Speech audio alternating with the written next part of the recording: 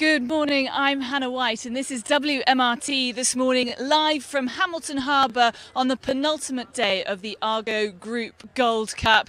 Yesterday was a truly epic day of sailing out on the racecourse, and a massive 15 flights were sailed. That included the repechage, quarterfinals, and I can tell you we now have 3 of our 4 semi-finalists. It was a blustery, windy day, really putting the sailors to the ultimate test. But the big moment of the day involved Francesco Bruni. He managed just to escape without massive injury, but this is the incident.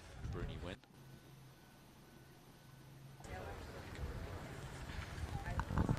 Bruni approaching the mark on starboard tack. He'll tack right on it. There's a puff just rolled down the course. Another one on the mark right now. This is the one that Bruni will want to ride away from this buoy. This is the trouble zone. This is where the difficulties arise. Is right up here under the buildings at this top mark.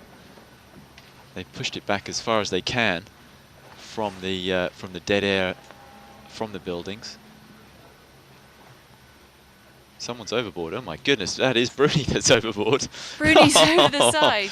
Oh my goodness, a very wet Francesco. He's lost his hat, but he's back on board. I don't think they even lost a spinnaker.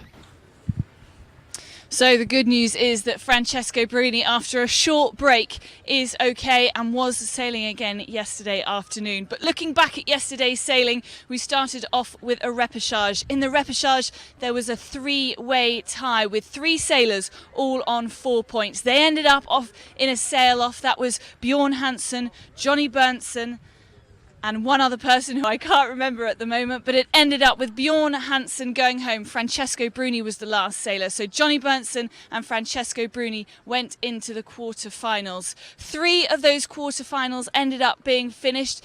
Ian Williams went out in a massive defeat against Phil Robertson, 3-0. So England not performing on the racecourse and also not performing on the rugby pitch this morning.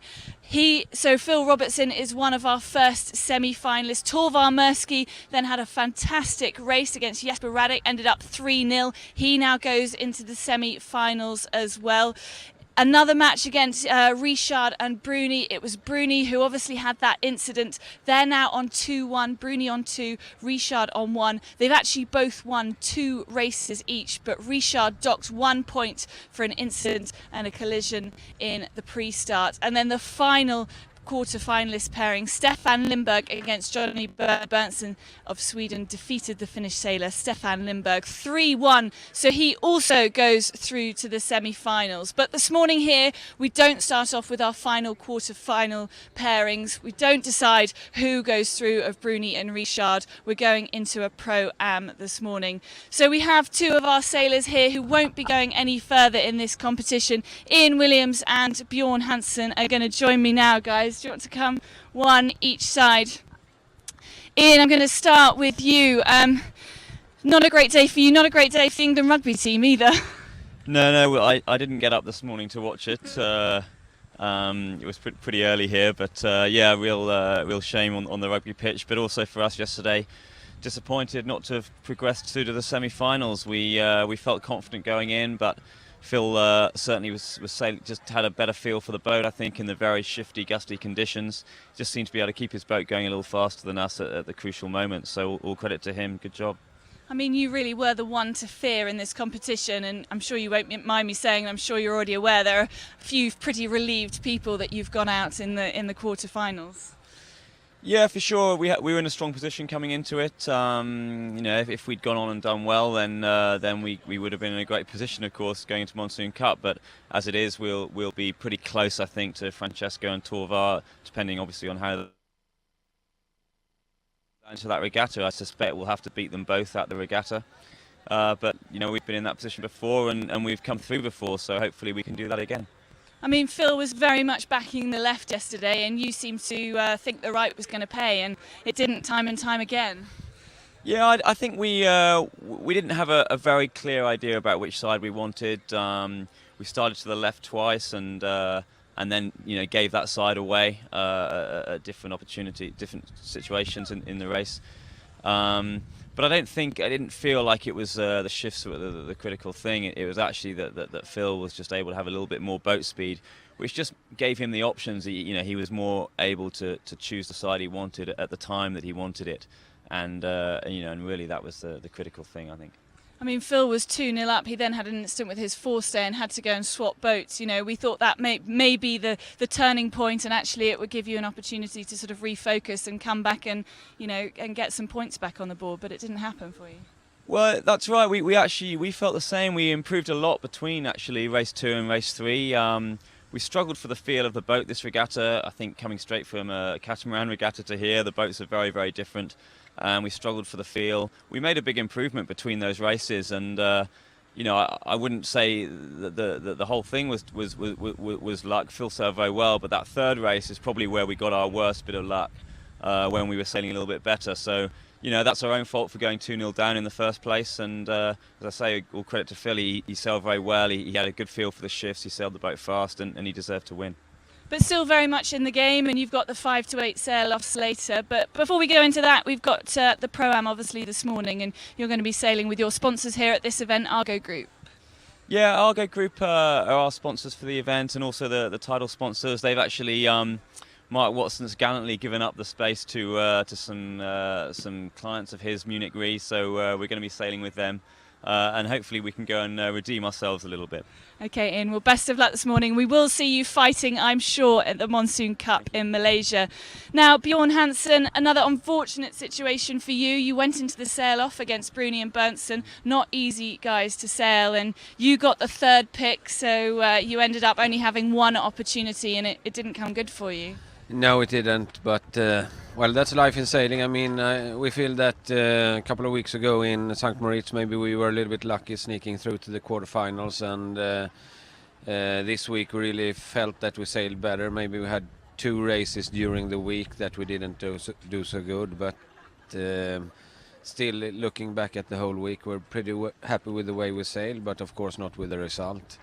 So now we just have to sit here and watch the racing and see how the points fall out, because it's going to be really, really tight who will be invited to the Monsoon Cup. I think if Johnny goes all the way and win the events, we will probably be out of the Monsoon Cup.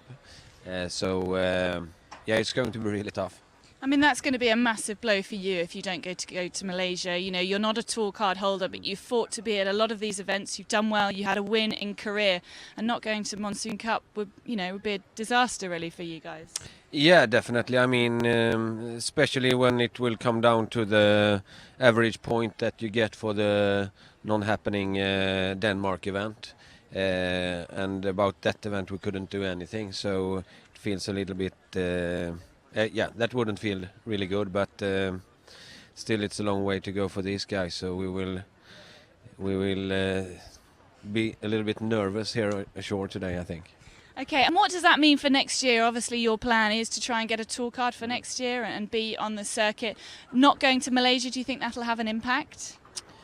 No, not really. I mean, of course we'd love to go to Malaysia. We have been in Asia sailing 8 times, I think, and we've been in the semi 6. So we really love Asia, and the boats and the regattas there. So we think that we can do really good. But I mean, we will still aim for next season and try to get a tour card. And our aim for next year is really to have one of the medals going back to Sweden after Monsoon Cup to 2012. Well, we've definitely seen some potential from you here this year on the 2011 circuit. Every cloud has a silver lining. You're doing the Pro-Am this morning with Bacardi, I believe. Yes, that's true. And that feels really good. I mean, Bacardi is hosting a really good opening ceremony here every year. And especially when you're kicked out, you can try their products a little bit more than you should have if you were still sailing.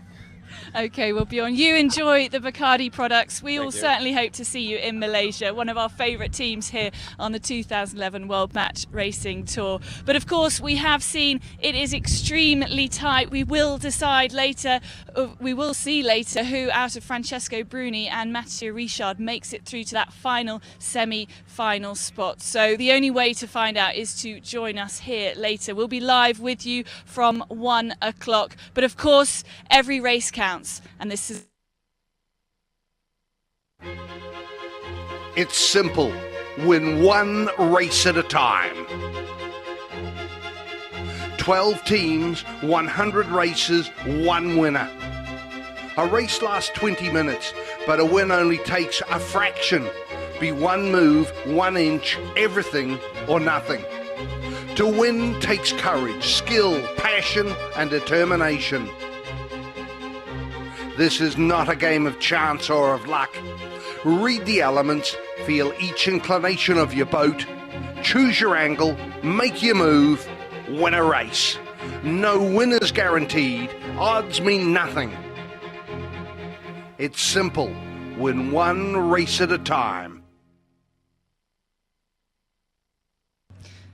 Well, just before we close, I've just managed to grab Christian Shearer on the dock here. Christian, you sailing obviously with Jesper Radek yesterday, didn't make it through to the semis. How's everyone feeling about that?